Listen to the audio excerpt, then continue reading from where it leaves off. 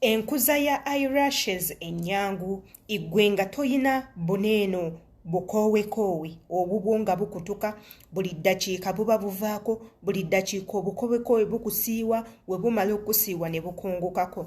Muganda wange ekyo ekizibu okiwonye. Buli kitundu kyonna ekikuli ku mubiri oba buli kintu kyonna Katonda kye yakutonda nakyo kirwala.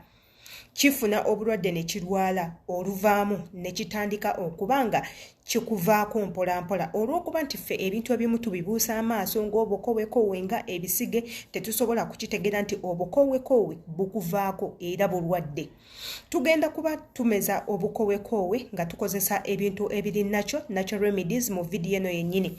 Tugenda kuba nga tukozesa vaseline, osobola okukozesa obutungulu, osobola okukozesa olive oil, osobola okukozesa spray okulaba nti nno okomyawo obukowekowe bwo.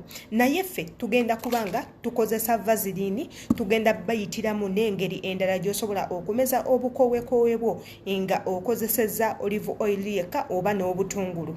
Amannya yenze Shila Adita. Atanaba kubanga subscribinga ku YouTube channel yaffe, muganda wange subscribinga naddala ng'oli nkuba kyoyo. Twogera ku bintu ebirungi ennyo by'otalina kubanga osubwa.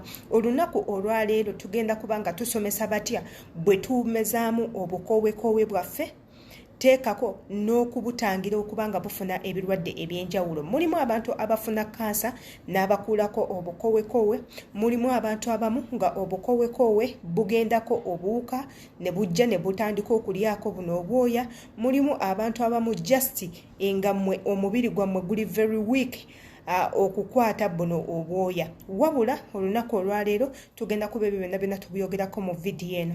Gwata subscribinga vidiyo eno ogenda kubanga togiraba era information togenda kubanga ogifuna. Wabula gwe ya subscribinga byonna ogenda kubanga obifuna era beerako.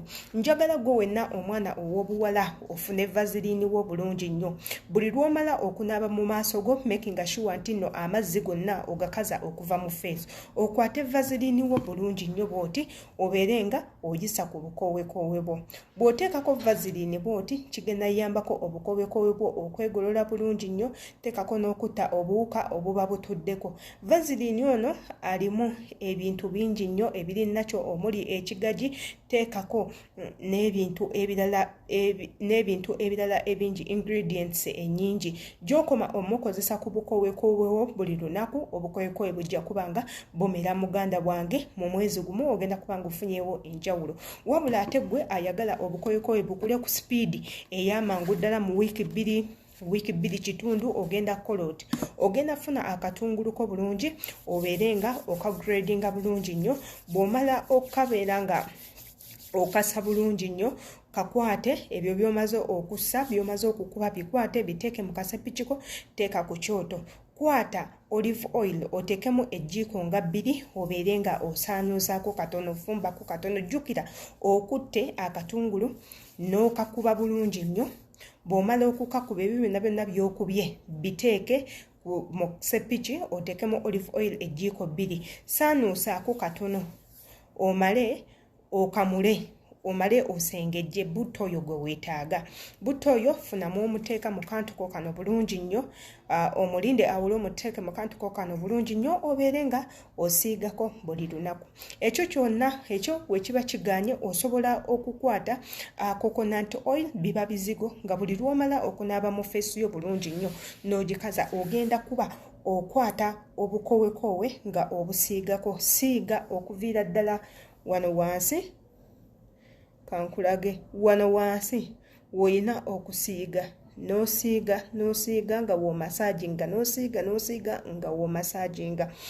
Coconut oil oyo mulungi mu kukuza enviiri, mulungi mu kukuza buli kantu konna ke bayita nti kooya nga kakuli ku mubiri kagenda kubanga kafulumayo olw'okubanga coconut oil alimu ekiriisa ekyenjawulo ekibenefitinga enviiri. Obukowekowe bugwa mu ttuluba lya nviiri, ebisige ttuluba lya nviiri, ebyoya bya wansi oba ebyawa oba eby'omu nkwawa ezo zonna ttuluba lya nviiri. Gy'onookoma okubanga okozesa coconut oil agenda kuleeta buli kyoya ekikuli ku mubiri kibeere nga kijja.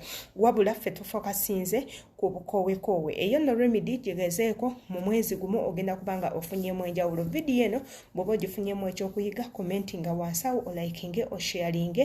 Teweerabira ku subscribinga ate akadde tukwerabira. See you in my next video. Imbagala nnyo.